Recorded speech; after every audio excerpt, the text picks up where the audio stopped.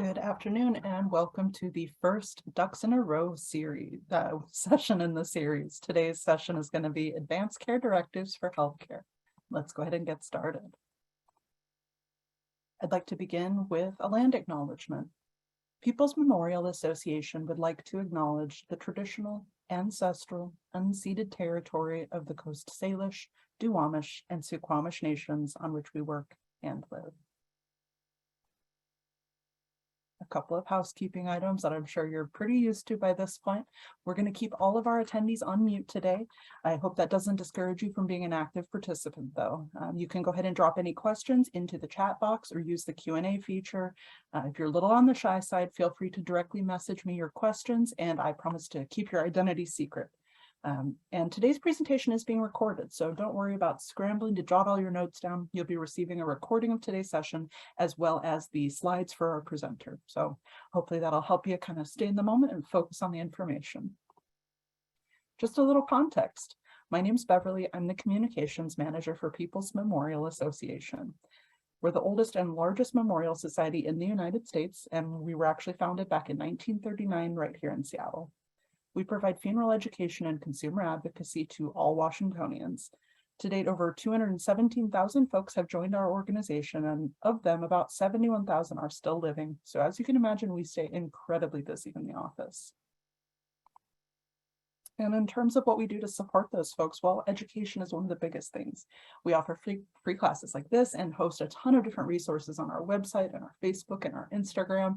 And hopefully one of these days I'm going to figure out quite how to use TikTok, but we'll see. In addition to the educational resources we offer, we work really hard at advocacy. We work to support our state level legislature in increasing funeral choices, increasing price transparency in a notoriously opaque industry, the funeral industry, and we also work to protect cultural rights. If you spent any time at all here in Washington, you know that we are incredibly blessed to have a wonderful diversity of peoples with all different backgrounds, whether they be cultural, spiritual, racial, ethnic, just all of those important pieces of who we are. Well, everyone has different ways of grieving and celebrating the lives of people they've lost, and all of those folks deserve equal access to affordable cremation, burial, aquamation, or natural organic reduction, as well as those meaningful spiritual practices that go along with them. And today is part of a longer series. We'll have 2 more sessions coming up in this series. Next week, I'll be presenting about funeral options, and then the following week, we'll be doing a session on estate planning. These are both going to be on Zoom and recorded, so if you aren't able to make the sessions live, feel free to register and then you'll receive the recording directly to your email. And hopefully that'll kind of get you started on your own organizational process, kind of getting things in order and figuring out what you still need to do. It can be a little unwieldy to start to get things in order and get your wishes organized and down in writing. And our aim with this series is to help you do just that. I'd like to turn it over real quick to Emily Bizzell, who is joining us from SPL. They are our gracious hosts today. Emily, it's so nice to see you. Hello, everyone. As Beverly just mentioned, my name is Emily Bizzell, and I am the Older Adult Program Manager for the Seattle Public Library. I help to create and run programs for the 50-plus audience and advise the library on how to be best age-friendly and more inclusive for everyone. If you ever have any suggestions, comments, or feedback, my information isn't on this slide, but I will drop it in the chat a little bit later with a survey at the end. Just a few more events that we're holding in the near future at the library that may interest you. Monthly, we hold civic coffee hours, which are hours for people to be civically engaged with both the community and also city officials and departments. This next one is going to be at the High Point Neighborhood House on November 17th at 11 a.m. And we will be talking about winterization. We are also holding a Medicare fraud class on Tuesday, December 6th at 11 a.m. And in this session, you'll learn how to be or how to do your part in tackling fraud in the community, figure out who is affected by fraud and the consequences, and hear about the latest scams and fraud schemes. And this is in partnership with Sheba, which is the Medicare advisor for King County. I just want to thank you all for coming to this event, and we are really excited to have you. And I will turn it back over to Beverly. Wonderful. Strongly encourage you to check out some of the programming that Emily's mentioned. Just like us, SPL went through a big transformation with moving so much of their programming and their resources online, and it's a really rich resource. So I would definitely encourage that. But I know the real reason that you're here is not to hear me and Emily tell you about all the other classes you could go to. It's actually to meet with our subject matter expert, Bonnie Bizzell, who is joining us. She is the founder of Boann, a newer business after her 20-year career as a healthcare advocate. So she knows her stuff, and I imagine she has got some really valuable information to share with you today. Thank you so much for joining us again today, Bonnie. Thank you so much, Beverly. I am so happy to be here. I'm going to go ahead and start sharing my screen. Perfect. So I can dive right into the good content. All right, well, I'll hand in just a minute. Very capable. I will get there. Let's see if, there we go. Good? Are we good? All right, it looks great. Looks like you've got it under control. Great. Awesome. So hello, everyone. It's so good to not see you, but kind of see you. I'm really honored to be here. As mentioned, I have been a patient and family advocate for about 20 years. And I personally believe that advanced care planning is one of the best ways to ensure, and advanced directives are two of the best ways to ensure that you get the care you want, because it centers your voice in a way that the healthcare community can hear and understand it. Specifically the medical community. And honestly, it can also help you as you navigate your own healthcare journey throughout your life. It doesn't have to be just about end of life. It actually can help inform and help you have better healthcare experiences as you go forward. I also don't think advanced care planning has to be grueling. It doesn't need to be difficult. And this is why I've called this easy AC peasy, because it is, you can simplify it and you can come to it from a place of not, oh my God, I have to do yet another document, but like, oh, this can be a rich experience of sharing who I am and learning about others as well. So 2 things, if you are just starting your advanced care planning journey, congratulations! Hopefully this presentation will help sort of get you going in a way that you feel comfortable. And if you've already started your advanced care planning journey, congratulations! I hope this will provide new ways of thinking and looking at advanced care planning holistically. I say congratulations to both groups or wherever you land, because I think doing this is one of the best gifts you can actually provide, not only to yourself, but also to your families. So, I love this quote that's attributed to Isaac Asimov, who is an American science fiction writer and a professor of biochemistry. Life is pleasant, death is peaceful, it's the transition that's troublesome. And what advanced care planning can do is help make that transition less troublesome. It doesn't mean that everything will always go exactly as planned. When has that ever happened? Rarely. But that you can sort of make it more pleasant, make it more peaceful. And so today, what we're going to do is we are going to talk about what advanced care planning is, why it's important, who should do it, how do you start, how do you where to document it, and resources to get you going.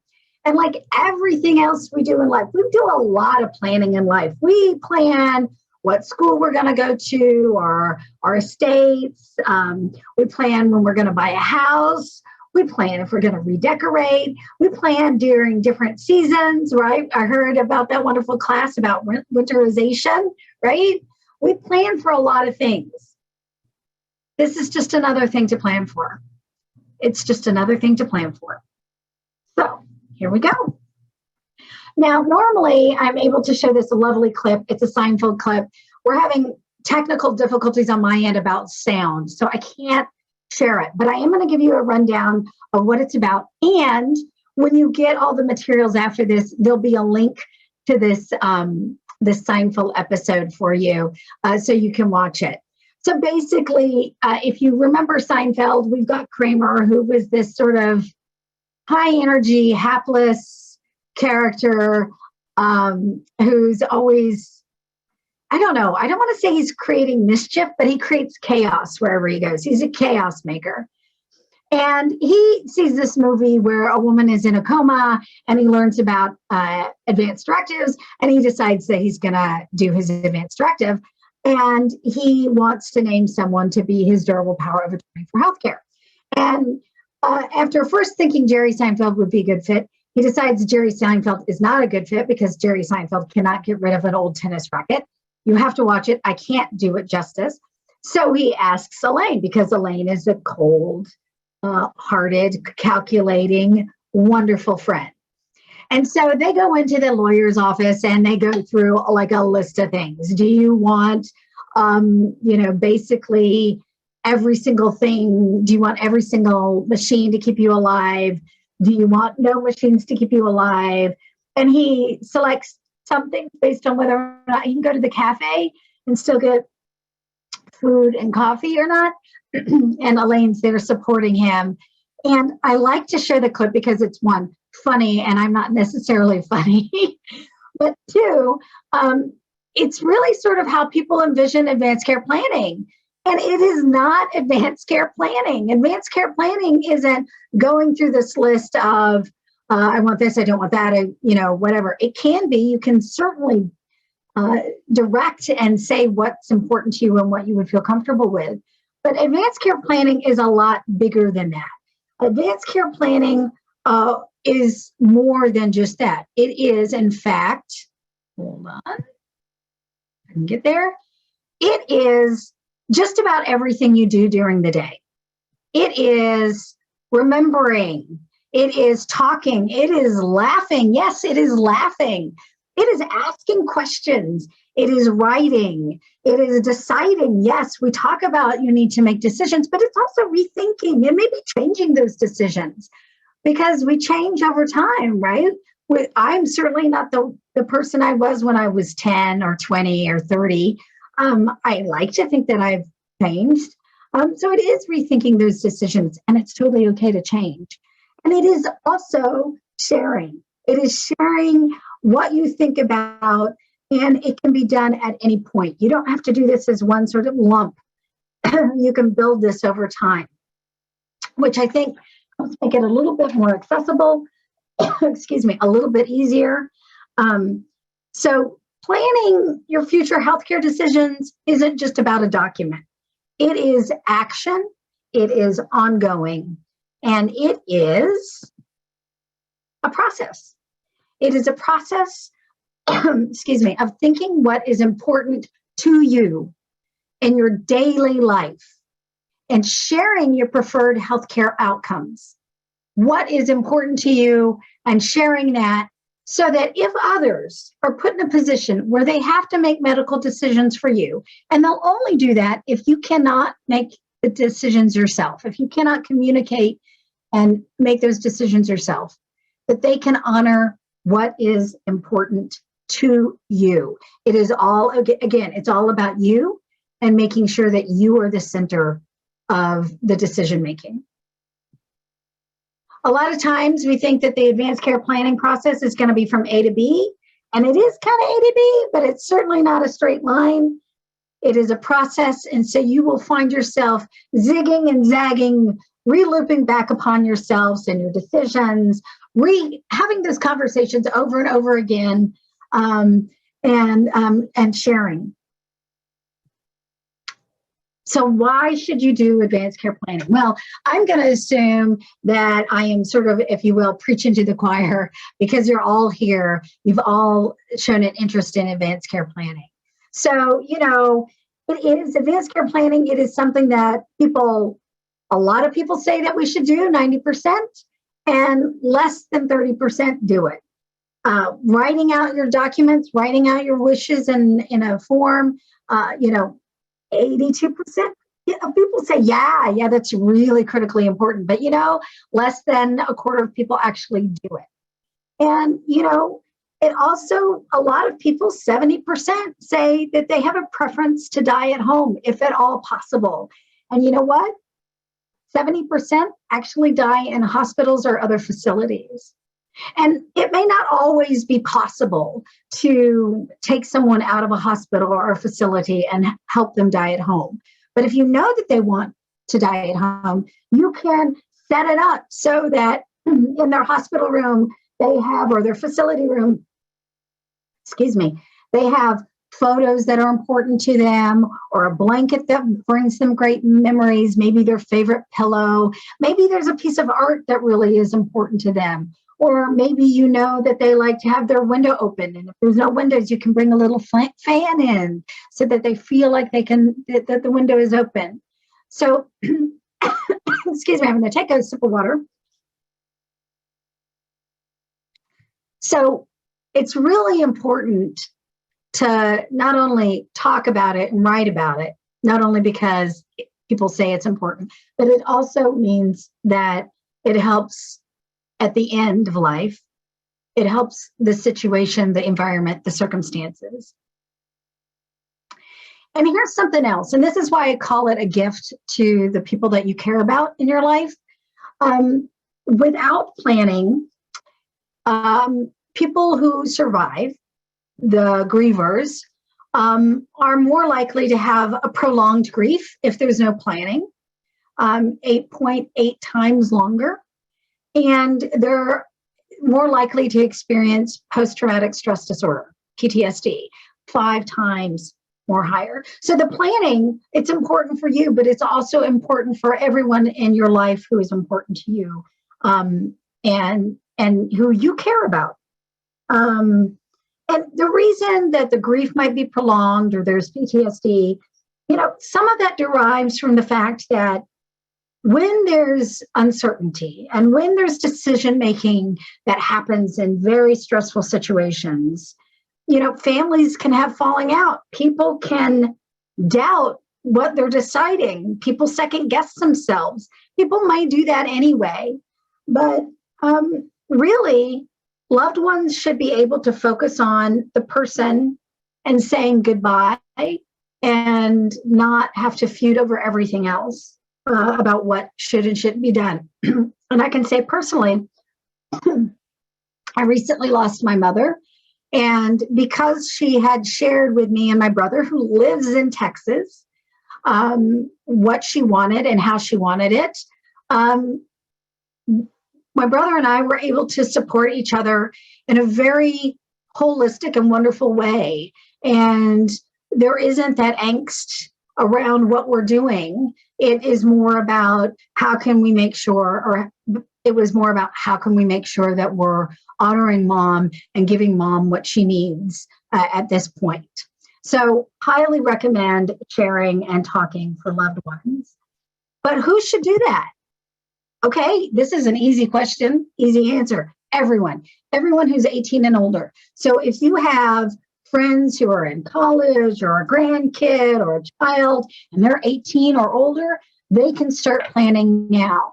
And the reason I say that that's important is because, when I was 18, I didn't want my parents making the decisions for me no matter what. And it can make sure that they feel comfortable with this. So whether it's, say it's your child, whether it's your own end of life or their end of life, they'll feel comfortable talking about it, sharing about it, and they'll be able to work through whatever grief they have.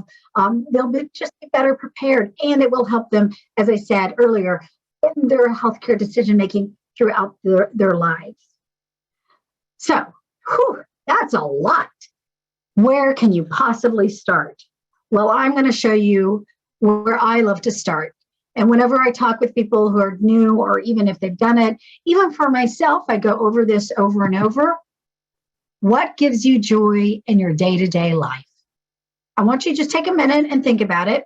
If you feel comfortable, please write it in the chat box, because I'm going to ask Beverly to share some of those answers. But those everyday things that you love or would love to relive, they're not always the big splashy events or big days, although they can be, But, think about when you're really most content, when you're really happy. What were you doing? Who were you with? How was it special? And so I'm going to give you an example, my own example. But again, if you feel comfortable, would love to hear what brings you joy. That's all I need to know. What brings you joy? For me, I have a dog, and I was supposed to add in a picture of my dog. I will make sure that Beverly has a copy of that photo so that she can send it along. My dog is a Jacoby. What is a Jacoby? It is part Jack Russell, part Beagle, all cuteness, all cuteness. And I love spending time with him. And we play. And it's not just like, oh, there you go get it. Oh, yay. It's like I'm tugging and warring with him. I'm hiding it. I'm down on all fours in the ground, doing that open growl, which is that playful growl with him. We are just having a ton of fun. And that's what brings me joy day to day. I giggle every time I do it. I giggle like a little child because I really just love it. Beverly, I'm wondering if there's anybody who's shared or if you want to share anything. Yeah. You know what? I forgot that I had disabled the chat for today's session, so it's going to be a little challenging. And in the Q&A is fine. People can put it in the Q&A. I'm so sorry. Yeah, I'm so sorry. I completely forgot about it, but I know that some of the answers that we commonly get from folks are, we're up here in the beautiful Pacific Northwest. So we've got a few irredeemable tree huggers amongst us. And so folks always say taking a walk, going for a hike, my garden. There's a lot of connection to the earth and to land and the natural beauty. That one comes up a lot. And I got to say that speaks to me. I count myself among those tree huggers. Emily, do you have anything you want to share? Feel free to pop in. Yeah, I was gonna say, I imagine as a librarian, you probably have some strong book feelings, maybe. Yeah, I mean, I think I really love animals. And so my cat is kind of one of the things that gives me joy in my day to day. But I also would say learning is a really big one, and being able to, freely learn what I want to and on topics that are important to me is another really big one. Totally. Excellent. I love these examples, and feel free if you want to share. You're more than welcome to add it in the Q&A. Don't feel obliged. But what I'm going to do is I'm going to show you how that joy, when you name your joy, how it actually applies to your healthcare decision making, and I'm going to show you how you can make that sort of. I know it seems like a leap, but how you can do that. So when I say, what is way to get started? That's the easiest way. Sit down sometime, good cup of coffee, nice glass of wine, whatever, and you can start writing it out or drawing it out, whatever makes you feel most comfortable in expressing that. Doodle it out and identify what brings you joy, because that is the critical core piece of you that will travel forward in your healthcare journey. So the first thing is find your joy. What brings you joy today? How do you like to live? And what gives you comfort and solace? I know for me, the joy is obviously the dog. I like to be very active with my dog, obviously. And believe it or not, one of the best things that I enjoy when I'm down, when I'm sick, is when my dog comes up and crawls underneath the covers and lies right next to me. This is just one example. And then the next thing to do is talk with purpose. You can bring up the topic with loved ones, and don't be afraid to speak about the subject. And if you need an excuse, I have found pop culture news is a great doorway into talking about all sorts of things. And you can use celebrities. Andrew Garfield, if you know him, he was in Spider-Man, and he was in The Eyes of Tammy Faye, Tick, Tick, Boom, if you saw that movie. He spent the last 2 weeks, he talks very meaningfully about the last 2 weeks of his mother's life. And because she died of cancer. And And he actually said at one point that the good news about me and her is that we left nothing unsaid. And so, you know, we think about that, and I think you don't want anything left unsaid. So don't miss that opportunity. There are many movies that talk about life and death, both directly and indirectly. Like I think of Steel Magnolias, I'm going way back for that one, or The Bucket List. That's another one. More recently, Soul was a movie that came out, a cartoon that was really talked about, you know, unexpected end of life and finding meaning and purpose. And then the one I really love to use is Avengers Endgame. Because if you saw that, okay, spoiler alert, if you don't want to know this, you might want to put your fingers in your ears just for a second. Everyone, like half the universe dies in that movie, right? And so it can be a great thing to talk about how Captain America is dealing or not dealing with his grief of losing all of his friends, most of his friends. So I think you can always use movies. And Stephen Colbert has something called the Colbert Questionnaire or something like that. Also a terrific way to learn more about other people. And it's a great way to just have a fun thing to do in the evening. Thanksgiving is coming up. Have everyone complete the Colbert Questionnaire and then share your answers around the dinner table.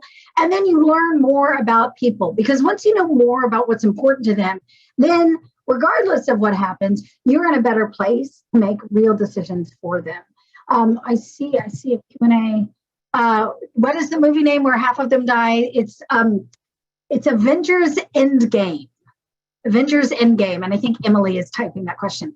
Also, just so you know, I have resources that you'll get as a follow-up, and it lists some of these items for you. So don't feel like if you've missed it now, you'll never get it. And then the last thing I'd like to talk about is to be patient. You need to give others space. Often we don't talk about end of life or that sort of decision-making, healthcare decision-making openly. And even though you've been thinking about it, like you even came here and you're actively thinking about it, once you start talking to someone else, it's just a good reminder to remember they have not necessarily been thinking or talking about it either. So give them the space and the grace that they need to start processing. That's why I'm a big advocate of, you know, starting with questions or, you know, little bits, peppering it through conversations over time. Even if you just say, hey, there's a lot of important things I want to talk to you about. I'm not going to do it all at once. Today, I just want to let you know that this is what's really important to me and this is what brings me joy. And you can do that and start helping them understand what that means and how they can use that information. And again, I will tell you how you can take your joy and turn it into an active healthcare outcome. And give yourself a break too. Because I will tell you, when I first started doing advanced care planning, I was like, yeah, I can do this. I can talk about it. It took me over a year to actually write anything down. In part because I just didn't know where to begin. And I think one of the best places to begin is just starting to talk about it. And then over time, you'll be more comfortable. You'll find that when you talk about it with someone, you start using the same words, you start saying the same things, and those are the things that you end up writing down. And another thing is to use this healthcare knowledge for other healthcare decisions. So how can you do that? Well, I'll give you an example. I am allergic to just about every single tree that's out there, which is sad because I live in the Pacific Northwest and there's lots of beautiful trees, as Beverly mentioned. But it's even sadder because I love to hike and I like to be out in nature. So if my allergist says, hey, we've got this great new pill, it will help you completely, I would say, great, tell me more about it. And I would ask questions. Now, I've already said I think I like to be active. So if one of the side effects was that, you know, I might be more lethargic, I might not be able to get up and go, that pill might not be worth it for me. Or, for example, I like to be out in the sun. So if that pill meant that I wouldn't be able to be out in the sun for any length of time, again, that might not work for me.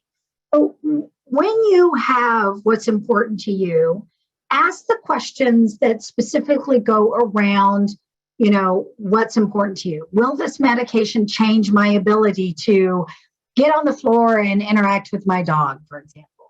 Or will it change my ability to be able to focus and read and learn? Going to Emily's point of liking to read, obviously, and learning new things. And make sure that those medications don't impact what brings you joy, unless it's really medically necessary. There's a lot of flexibility. And there might be alternative approaches that you can ask about. Again, you know yourself best, and your doctor knows you better than I could. So make it a conversation around new medical choices, and make sure that it aligns with what you've identified brings you joy. Again, that is not medical advice at all. It's just an approach to ensuring that you can move forward and highlight your joys as much as possible. So let's talk about the documents to use. You see, I've starred the Durable Power of Attorney for Healthcare. I personally think this is the most powerful document that anyone can utilize. I prioritize it. When I was doing my own stuff, this was the first document that was the most important to me. And what it does, it names your healthcare agent. It names that person who can make decisions for you if you cannot. It really gives you a lot of bang for buck, because often medical situations are not black and white. There's a lot of gray there. And you want someone who can ask those questions for you and can really navigate that gray area as much as possible.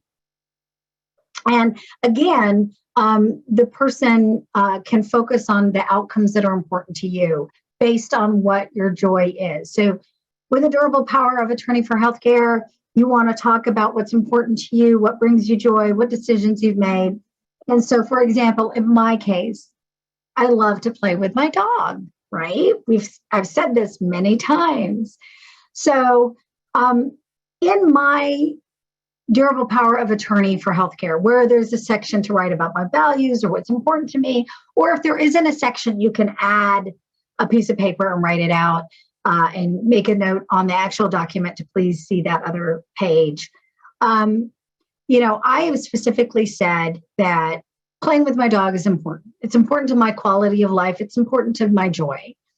And so my ideal outcome would be, if someone else had to make decisions for me, it would be that I would be able to once again play vigorously with my dog and get on all fours and do that. But because I know that might not always be possible, I also have named the minimum outcome. So I have my ideal, this is what I'd really love to see. But if that's not possible, at the very least, I want to be able to interact with my dog by throwing him a toy and petting him and loving him. So there's this range that if my healthcare agent can say, okay, doctor, you've told me that we can do X, Y, and Z. Tell me, is there something that will help her get to where she can play with her dog vigorously again? Okay, no. Is there something that can get her to where she can meaningfully interact with her dog by throwing, maybe not playing vigorously, but by throwing a toy that he can go get, or petting him, or loving him? So what I have done there is I've taken my joy, right? This is my joy. And I said, this is the outcome I want. And it's better to name outcomes than, well, not better, but I think it's more useful to name outcomes rather than treatments, because you don't know if those treatments are going to be offered, and there's hundreds of thousands of treatments that might be done. But if you give people the outcome, this is what I want my life to look like, then they can ask questions and they can build towards that. And like we said, when I said, most people want to die at home if I know that the outcome is you really want to be at home, then even if I can't get you to home, I know what I need to do around. So even if a person couldn't get me to interact with my dog, they know my dog is important to me. So they know that they should work towards getting some interaction with my dog. I hope that makes sense. If not, obviously we'll have a chat time in just a few minutes. The other documents that are also very useful, the healthcare directive, people often call it the living will. And what it does is it outlines specific treatments for specific situations. So in Washington State, it specifically says, if I if I am in have a terminal illness and I am permanently unconscious, I want or do not want life-sustaining treatment, which is hydration and nutrition. It's very limited. It can be very helpful, especially for your durable power of attorney if they of healthcare, if they need to make decisions to have that. But it is also very narrow and very specific. So it doesn't get to that sort of quality of life. It's a yes or no. It's a black or white. There's not a lot of gray there. The POST, which is the Portable Order for Life-Sustaining Treatment, that is a medical order that will actually travel with you and states what measures, what treatments you do or do not want to have. So again, it's sort of like the healthcare directive in that it lists specific treatments. It is a medical order. So the other two are legal documents. This is an actual medical order that has to be completed with a doctor and signed by the patient or the representative. Or it can also be completed with an ARNP, I believe. It's usually on bright green paper, and it includes treatments like CPR and ventilation, the breathing tube. Unlike the other two documents, it will travel with you everywhere. And it can instruct medical providers immediately what to do because it's like they're having a doctor telling them what activities to perform. And I have noticed that a lot of people think that over a certain age, you have to have a pulse. And that's really not what it was built for. It was created for the seriously ill and medically frail. So you could have a 70-plus-year-old who is healthy and active and doesn't need a pulse. And you can have like a 17-year-old who is terminally ill or medically frail and who actually really does need a pulse. It can also be a very useful document if you don't want something done by emergency providers. So, for example, if you know you don't want CPR, you can talk to your doctor about that and complete a pulse. And that way the emergency technicians, when they arrive, if they see that pulse, they will see that they're not to perform CPR. The pulse, the way it works is like, say you're at home and you have a pulse and something happens and EMT comes, they'll look at the pulse, they'll do what it says. They'll take that document with them if they had to take someone to the hospital, to the ER. In the ER, they'll know that the pulse is there. They may or may not do according to the pulse based on the situation. And then if the person goes up and is inpatient and put into a hospital, the pulse will travel with that patient, but they'll go more to the medical files like the durable power of attorney for healthcare and the healthcare directive. And then if that person is released and goes to a rehab facility, that pulse will travel. That's how the pulse sort of moves and sort of interacts with the durable power of attorney for healthcare and the healthcare directive. I highly recommend talking to your doctor if you think it's something that you may or may not want. And if you are offered it, you might want to ask why. It's a great moment to have a conversation about any sort of healthcare trajectory that you might have that you might be interested in. So again, durable power of attorney for healthcare is my go-to. There are a lot of different versions out there. They're all really good. I've put pictures of some down at the bottom. Again, this will be in your resource that you get. it is a place to discuss your values and talk about those outcomes.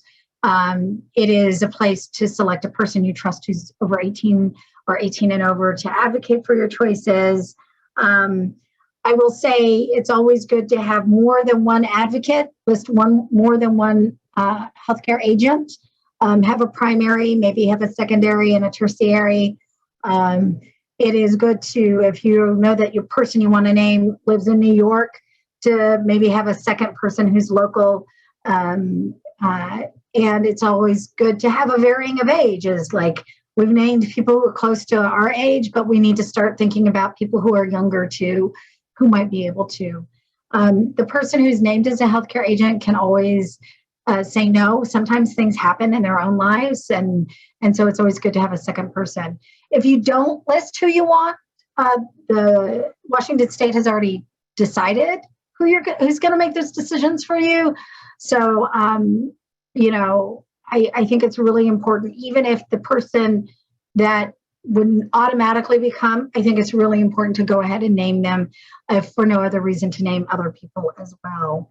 And then I think regardless of what happens or who you name, you should talk to them, obviously, but you should also talk to anybody else who might be at that bedside. So that's your medical providers, your primary care physician. If there's a hospital, you typically go to give them a copy, and then anyone who might be around the bedside. As I said, my mother talked with my brother and myself, and so we both knew what she valued and what was important to her and how to make those decisions. And all of these that are listed are all very good and are legal in Washington State. And I think you can find something that fits you. And that's another thing I would recommend, is find a document that you feel comfortable filling out. That would be my advice. Also, if you don't want to do a legal document, some people don't, I totally get that. Still consider writing out what's important to you and giving it to people who are important in your life so that they know. That includes your primary care physician. It will not be a legal document, so it won't be able to actually direct your healthcare if someone else needs to make decisions, but it will help them. It can guide them, and it can help them make better and informed choices. When you are looking at that healthcare agent, hold on. I recommend that you get someone who wants to do it. I think that's the most important thing. Sometimes people hesitate because it's a lot to ask of a people and they feel like they might not be prepared. So when you ask someone, one of the things I would recommend is say, hey, I really thought about this. I think you'd be the best healthcare agent for me, and this is what you would have to do. You'd have to make medical decisions for me, but only if I can't. And I don't want you to worry. I will tell you what's important to me. And usually if you give them that and then you follow up and tell them, they become much more comfortable with that idea because they're actually just channeling what you want. They're not trying to make it up on their own. You want someone who will listen to you and listen to what's important to you and what you value. You want a person who will do what you want, even if they disagree with it. And, most of the time, I think people can, when they realize that they've taken on this role, they are okay making decisions that they may not make for themselves because they're making it for someone else. Those are the things that you should look for in a healthcare agent. All right. So, it went two instead of one. So, some resources for you. Prepare for Your Care was one of the ones. Again, you'll get this in your packet that comes after, your information afterwards. They have advanced directives for all 50 states, and they have little video vignettes that go with each section. End of Life Washington has a great advanced directive, and Honor and Choices Pacific Northwest is a resource that you can go to here in Washington State. I'm a little bit biased towards their advanced directive because when I worked with them, I actually helped them design it and redesign it and redesign it. Some additional information. There's a place called Advanced Directive for Dementia. A lot of people have questions about dementia. As you know, I think it's important that if you get a diagnosis that you start planning immediately. The Advanced Directive for Dementia is not a legal document, but it is a great resource for thinking things through beyond just those sort of medical decisions you might want to make if a diagnosis occurs. The Conversation Project is a great place to learn how to talk to other people. The Indwell Project is a great resource for videos and other information about the whole spectrum of end of life and different aspects. They have like hundreds and hundreds of videos of little what is like mini TED Talks. They're like less than 10 minutes, and they're people talking about what they're experts in. And then the End of Life Collective is it's a end of life marketplace where you can get information, but there's also places to purchase from people. For a variety of things, from urns to all sorts of other things. So those are some resources that I recommend, that I value, that I trust. And now, anything else? Questions? Beverly, I'm gonna put it where I can see pictures again, so I can see as you ask me questions. All right, sounds good. Thank you, and thank you to everyone for listening. I know that was a lot at you. Yeah, no, it can feel sometimes like trying to take a sip from a fire hose, especially if you're just kind of getting started in this process. So if you need some time to sort of metabolize this information and think about it, I know for me, I always think of my questions later when I'm in the shower or something. I'm going to make sure that you can reach out to People's Memorial or reach out to Bonnie with your follow-up questions. So, but feel free to share them with us now. Let's go ahead and tackle a couple. Someone said, you use the phrase that this document, it travels with you. Does that mean it needs to physically be like in your wallet or with you, or is that just like That's a great question. So no. So usually the Pulse, the portable or the order for life-sustaining treatment, and that's on that bright green, is usually placed on the refrigerator. And when I say it travels with you, it just means that if there's an incident, it will keep going to whatever facility you go to. I have known people who have carried copies, and I think it's important to know that a copy is still a medical order, even if it's not on green paper, who have carried it with them. But I think it's important to know that just because you carry it with them, if the EMTs don't know to look for it, which they probably won't, they won't be able to do what you ask. And a good bystander. We're really lucky in the Pacific Northwest. So many people know how to do CPR. It's unbelievable. That they won't know to look for it. And so you'll still get things that you want.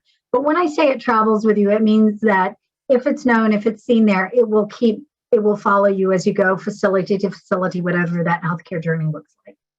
Yeah, and I think one of the things that I've noticed in the last couple of years is that more of the large healthcare systems like Kaiser Permanente and Swedish and Providence, their electronic medical record system, if you have an advanced directive, if you've completed a Pulse, they will have a digital copy that's a part of that digital record. So anyone in their system will also have access to that. So and it's important if someone names you as a healthcare agent that you have a copy of that document. In fact, I can just say when my mother was in the hospital recently, I said, and I'm her durable power of attorney for healthcare. And they said, well, we don't have a record of that, even though I knew she had told her doctor. And so I gave them a copy. They scanned it in, and then she went to a different hospital within the same system for more treatment, for more options. And I said, I'm her durable, I always introduce, I'm a durable power of attorney for healthcare. We don't have that in the system, even though the system was connected. I was like, okay, here's the copy. You can make a copy. So I think it's important that, too soon. Well, then that's, a question that we get really frequently is what format is acceptable? Is it okay to have it as a PDF, to have it on your phone? Can you have a photocopy, or do you need to produce the original copy for it to be a valid order? So a photocopy is fine, and I think a digital copy would be also fine. But what I will recommend is that you have a physical copy if you're going to a hospital or a facility. Because if it's just a PDF, they're going to want a copy of it. And you know, I think there's something very powerful in having a tangible piece of evidence that you hand to them and say, give me this back. Or if you have an extra copy, you can say, here's an extra copy, but they're just going to scan it into the system. So they don't want the paper usually. But I think it's very powerful to have that tangible copy. And again, having that electronic version, it's a great way to share it amongst everyone, right? Like you can say, okay, all of my files are in this Google document. Here's the password. You can go and see, and if there's something updated, I'll put it there. So it's like, you kind of have to have both. I hate to say that, but right now that's where we're at. Yeah, no, that's important. And I think a follow-up question that I hear from a lot of folks about this document is, gosh, this is so important. Where do I keep it? Like when there's not an emergency, I think we're well primed to be very protective of our information. Yeah. And so people don't really know what should they do with that document before they need it. What you don't want to do is you don't want to put it someplace that nobody can ever find it. Yeah. So don't put it in a safe and you've got the only key. Don't hide it, in some drawer that nobody will think of. The best practice I have ever seen was actually my stepmother. Yeah. She has a binder with all of her information. She put it all in. She has a bookcase that is sort of near the front door, but you would not know that this binder has anything important in it. Mm-hmm. And she put it there and she literally said, here's my binder. It has all my information. It's right here if you ever need it. Mm-hmm. And I can walk into her house now, and I haven't been in her house in 10 years, and I can go and I can pick up the binder and I can run with it. So I think put it someplace that people can get to it quickly if they need to. Put it someplace that is not necessarily, you don't want to advertise all your deets to everybody, all your details. Put it someplace that, makes sense, that you can, and that could be in a binder on a bookshelf. It could be like, oh, it's the drawer, the red painted drawer, the only red painted drawer. Or, it's, right in with the cookbooks, or it's, under my mattress. But wherever you put it, just make sure you tell people where you put it. Well, and I like that you mentioned that this isn't a one-time project that you just finish. Because we change over our lives and our priorities change. So do you have any suggestions for folks as they, as time goes by and things change and they want to update this document? How do they go about it? Can they just write in the margins, just kidding, I actually don't think this is for me? Psych. So I think that's a really important point. So if you change your mind, first of all, if you change your mind, I would make sure you get it in writing as soon as possible, especially if it's radically different, especially if it was like, I want nothing to, I want everything. That's really critically important. So change it. And then you need to make sure that everyone who once had a copy before has the new copy. And you need to, especially if someone in a medical facility, I would make sure your primary care gets it and say, hey, this is a new one. You need to destroy the old one. Because you don't have to go and physically get the copy back and tear it up. Yeah. But you need to make sure that people have the most recent update all the time. And maybe you decide you don't want to have a durable power of attorney form anymore. You just need to let them know, I would do it in writing, that you're revoking it, just that you're revoking it if you're not putting in a new one. And so I suggest revisiting and thinking about it with milestones, like, I'm turning 50, I'm turning 60. Oh, my kids just got married. Or, my best friends just got divorced, or, I lost great Aunt Matilda. It doesn't have to be every year, although I look at mine for my birthday. Okay, maybe well, you and I are a little bit unusual. But I think every 3 to 10 years, depending, if you're having a lot of change go on, look more frequently. If things are sort of going status quo, let it be. Unless you change your mind, unless something makes you change your mind. Yeah, well, you know, we have an interesting question in here. You know, a lot of times folks that are going through this process and trying to figure out what they want, they don't have a medical background, and it's hard for them to decide, you know, what are the consequences of these interventions? What does it mean?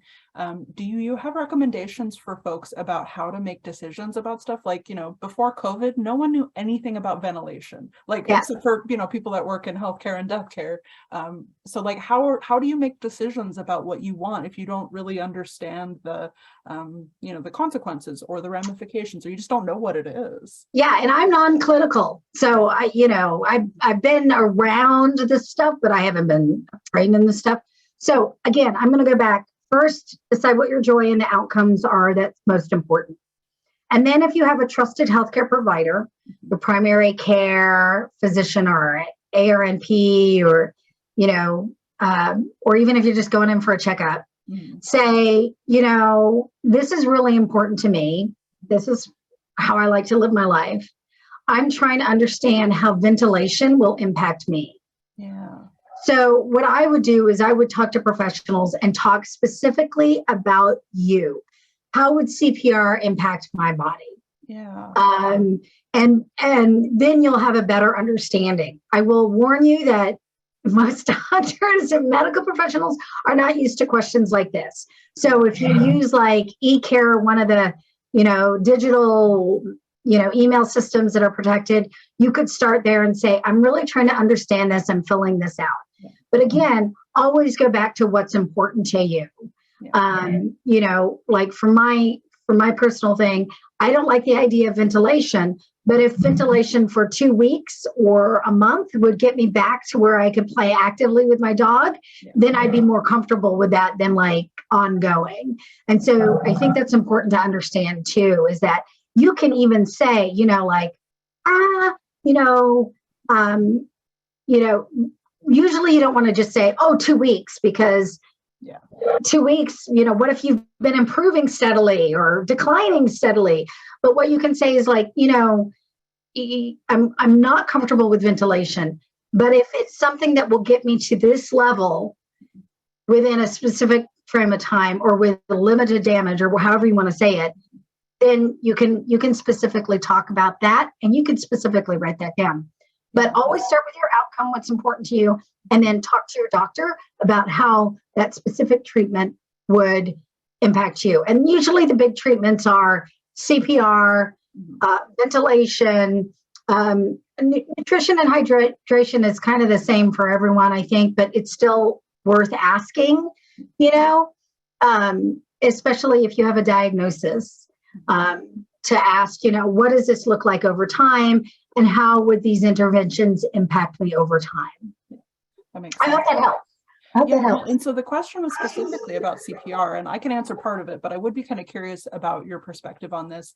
You know, if folks want to do a little reading before they get to that doctor's appointment so they can kind of tease out what their questions are, do you have any recommendations on resources where people can learn about CPR specifically? Like, what are the impacts or consequences of that process on someone with osteoporosis or, you know, the elderly?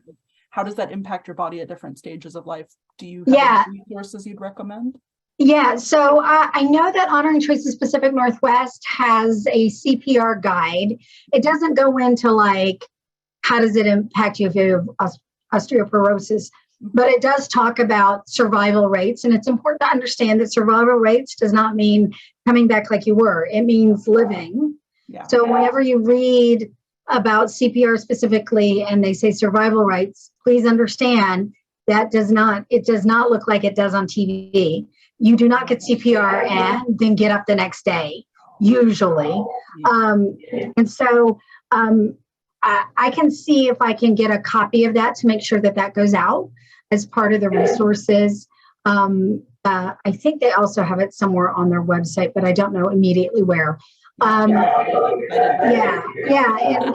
it, you know, and again, ask your doctor. Ask your physician, ask your nurse, ask whoever you trust in the medical community to talk about specifically what does that look like for you.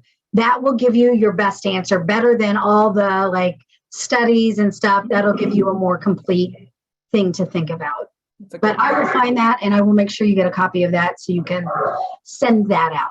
And hopefully that will help. Also, I just want to let people know that, if you have questions about this, I provide a free 15 minutes. So if you end up having a lot of questions, you can reach out to me and I'll do 15 minutes for free. So, okay. Was there any other questions? Yeah, so the other part of that question, I'm happy to answer. And the question was, is it true that EMTs are required by law to do CPR unless provided documentation? Otherwise, the answer to that is yes. I used to be an EMT in Washington, and that is a requirement unless they're provided with a valid document. And we do receive training on how to identify the validity of the document. But trust me, it's one of those things where you'd rather us err on the conservative side with your care than otherwise. And that's a good point to state for everything. So in any situation, they're going to do everything. Yeah. Just about in any situation. Yeah. They don't withhold care. Yeah. So there's we're right at 2:00 now, but there's a really interesting question in here, and I'd love to hear your thoughts on it. I'm sure everyone else would. Someone says that they're pretty sure they heard at some point that there's situations in which healthcare providers may or may not honor your POLST or your advanced care directives, like, if you're at a hospital that is religiously affiliated, or if your healthcare providers are not ideologically aligned with your wishes. And we do see this in end-of-life care spaces. Does that happen? What can people do to protect themselves in those situations? So I think one of the best, I think it happens. I don't think it happens as much as one thinks, but I think it's something to seriously consider. And so what I would do is, I think one of the first things to do is recognize and identify those institutions that you want to go to if you're put into a situation like, for example, my family, we know what hospital we're going to. We literally say to the EMTs, this person is going to this hospital, and we give them that direction. If for some reason you or a loved one ends up in a hospital that you do not think will align with your values and practices and what you need, you have the right to ask to be transferred, the one that will align. And so that's why it's important to know where you want to be, so that if you're in a place where you don't want to be, you can specifically ask for where you want to be. Now, that doesn't mean it will happen immediately. There being a document of some kind that you can actually clarify what you want done in the event that there is a contradiction between values there. Is there? I have not seen one. That doesn't mean it doesn't exist.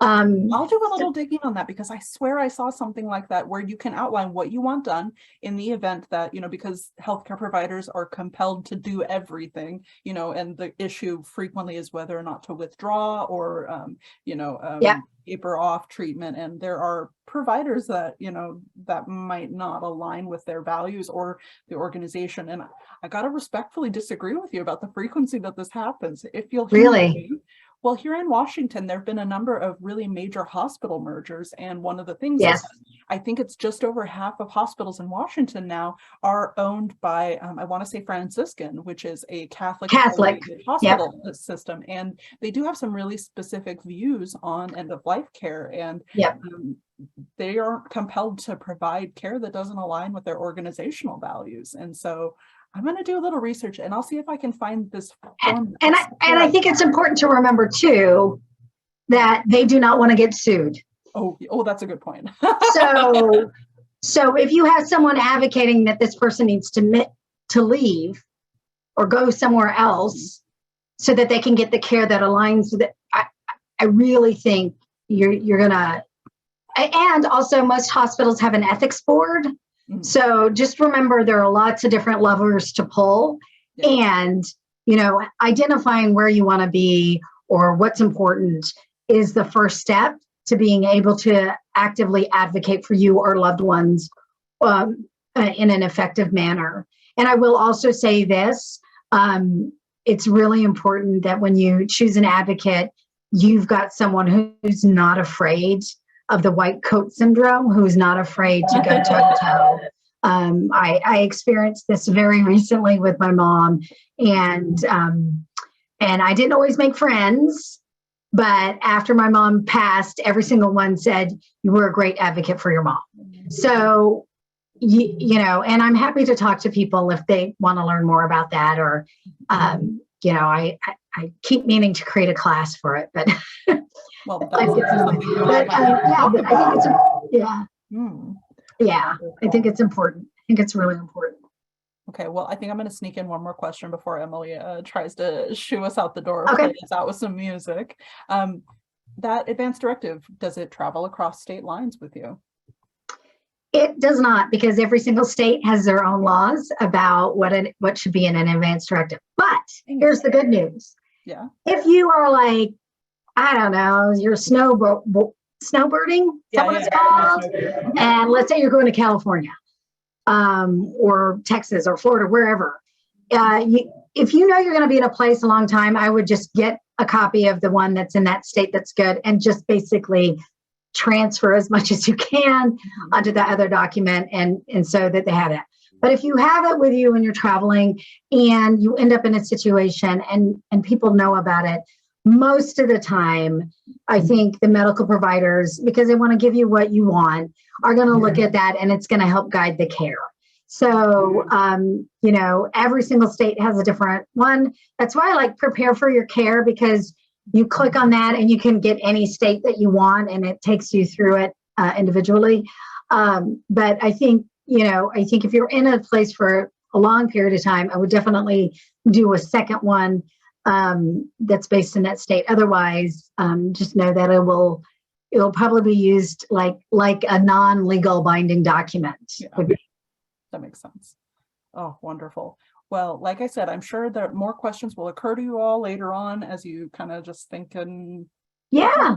So please feel free to reach out to us at People's Memorial, or reach out to Bonnie at that contact information that she just shared. I'll be sending out this recording. It will be public. It'll be on YouTube. You can share it wherever you need to. And, you know, like I said, follow up with one of us. Make sure you get your questions answered. Our host, Emily from the Seattle Public Library, is dropping a survey into the chat, and we encourage you to fill it out and share your thoughts on the session. You know, we offer, in collaboration with a number of community organizations and library systems, you know, we offer sessions like this to do what we can to help empower people to get the care they need. And, you know, we want to know if we're hitting the mark. I really hope to see some of you at some of the upcoming sessions in this series. You can register for those for free, either on peoplesmemorial.org, or I do believe you can visit the Seattle Public Library events calendar and sign up there as well. Emily, did you have anything you'd like to share before we sign off for today? No, just thank you everyone for coming. And like Beverly said, yes, you can sign up for the events for this series, and also other classes for those over the age of 50 at spl.org. Thank you. Thank you everyone for joining us, and look forward to sharing this information by email. Thank you so much, Bonnie, for your expertise. Bye, everyone.